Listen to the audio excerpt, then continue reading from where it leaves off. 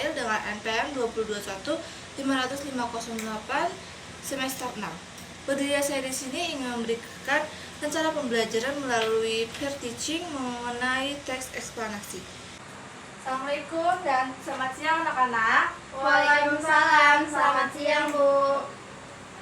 Bagaimana kabarnya anak-anak? Baik Bu. Alhamdulillah semuanya baik ya. Baik, Ibu akan mengabsensikan murid-murid Ibu. Dan siapa aja yang tidak masuk hari ini? Tania Bu, katanya dia sakit. Oke, Tania. Sama Siapa Toro lagi? Bu, nggak ada keterangannya. Oke, nanti Ibu konfirmasi ke orang tua Toro kenapa dia tidak ada keterangan ya. Oke, kemarin kan Ibu udah membahas tentang pembelajaran teks posisi dan jenis kalimat. Kemarin kan Ibu udah kasih tahu keselanjutannya kita akan mempelajari apa? Ada yang tahu kita akan membahas apa hari ini? Teks Eksplanasi. Oke. Baik anak-anak, harap membuka buku halaman 78 yang mengenai teks eksplanasinya ya anak-anak. Baik Bu. Sebelum Ibu menjelaskan teks eksplanasi, apakah Ibu boleh bertanya tentang pembelajaran minggu lalu? Tidak boleh Bu? Boleh Bu. Aduh, gimana nih kan masa tidak boleh sama boleh sih? Ada berarti Ibu akan menjelaskan teks eksplanasi aja ya. Baik, apa sih itu teks eksplanasi? Teks eksplanasi adalah jenis teks yang menjelaskan hubungan logis dan dari beberapa peristiwa. Pada teks eksplanasi, sebuah peristiwa timbul karena ada peristiwa lain sebelumnya, dan peristiwa tersebut mengakibatkan peristiwa yang lain lagi sesudahnya. Apa sih ciri-ciri teks eksplanasi? Ciri-ciri teks eksplanasi terdiri dari struktur terdiri atas pernyataan umum, urutan sebab, akibat, dan interpretasi. Yang kedua ada informasi berdasarkan fakta. Yang ketiga ada informasi yang dimuat bersifat ilmiah atau keilmuan seperti sains. Keempat ada sifat teks eksplanasi juga informatif. Yang terakhir menggunakan sequence markers. Contoh pertama, kedua, ketiga, dan sebagainya.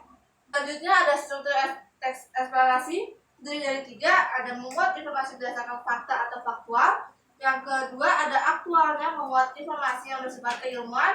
Yang terakhir ada fokus pada hal umum, bukan partisipan manusia, misalnya ada gempa, banjir, hutan, udara, dan bumi, dan lain-lain.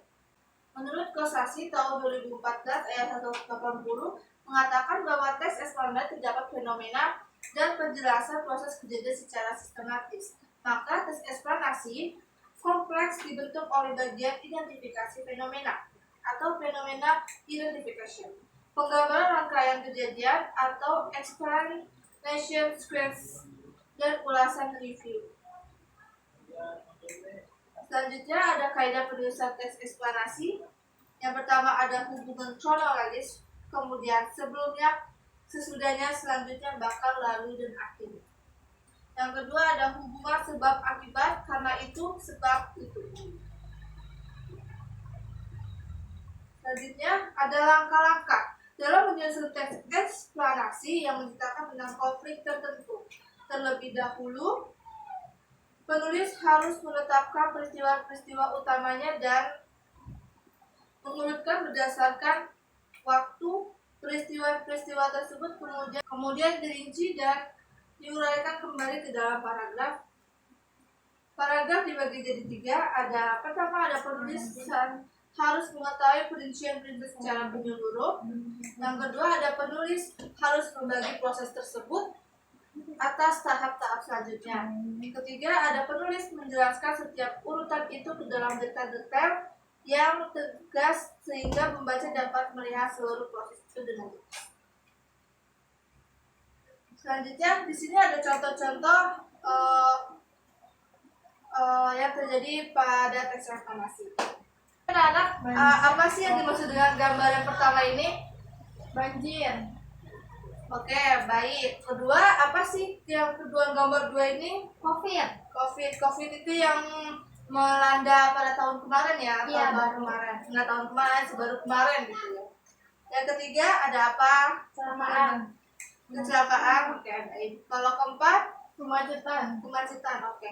Itu saja penjelasan teks eksplanasi yang Ibu jelaskan. Apakah murid-murid Ibu ada yang ingin bertanya tentang teks eksplanasi? Oh, saya mau bertanya, Oke, Wafa, apa yang ingin kamu tanyakan? apakah teks eksplanasi harus ada sebab akibatnya? Jawabannya iya, harus membuat prosesnya, sebabnya dan akibat suatu kejadian. Contohnya kayak banjir. Banjir itu kejadiannya prosesnya seperti apa dulu? Apa dia melakukan hal sesuatu, contohnya kayak masyarakat membuang sampah sembarangan gitu-gitu kan menjadi banjir. Terus yang kedua, dari foto itu ada COVID. Nah, Ibu juga belum tahu tentang COVID itu kejadiannya kenapa. Terus yang ketiga ada kecelakaan. Kecelakaan itu biasanya orang-orang yang tidak menserviskan mobil-mobilnya atau orangnya tidur, ya kan. Bisa jadi kecelakaan dalam lalu lintas. Yang terakhir mungkin dari foto itu bisa jadikan contoh. Yang keempat ada foto kemacetan. Biasanya tuh kemacetan ada apa aja sih? Mobil mogok. Kayak mobilnya mogok. Oh iya benar. Biasanya emang seperti itu kejadian-kejadian. Tapi ada juga banyak beberapa karena banyaknya aktivitas orang. Biasanya itu kemacetan dari Jakarta ini biasanya di sore hari itu biasanya macetnya tetap itu panjang banget ya biasanya karena adanya lampu merah, adanya kecelakaan, adanya mobil mogok, ada ini itu jadinya kemacetan.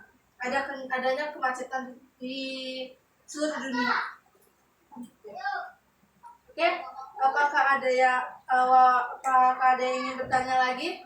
Saya ingin bertanya, Oke, Mila, apa yang ingin ditanyakan? apa yang membedakan teks eksplanasi dengan teks yang lain? Oke, dalam perbedaan itu memiliki struktur yang jelas. Jadi teks eksplanasi mempunyai struktur yang sangat jelas untuk kita kita ambil kejadiannya.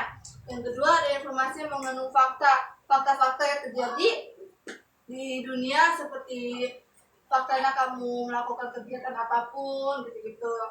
Terus yang ketiga ada bersifat informatif. Oke. Nah, baik, karena waktu jam pembelajaran kami sudah selesai. Abis ini kalian belajar apa? Matematika. Matematika. Oke, sampai ketemu minggu depan dan dengan materi yang berbeda.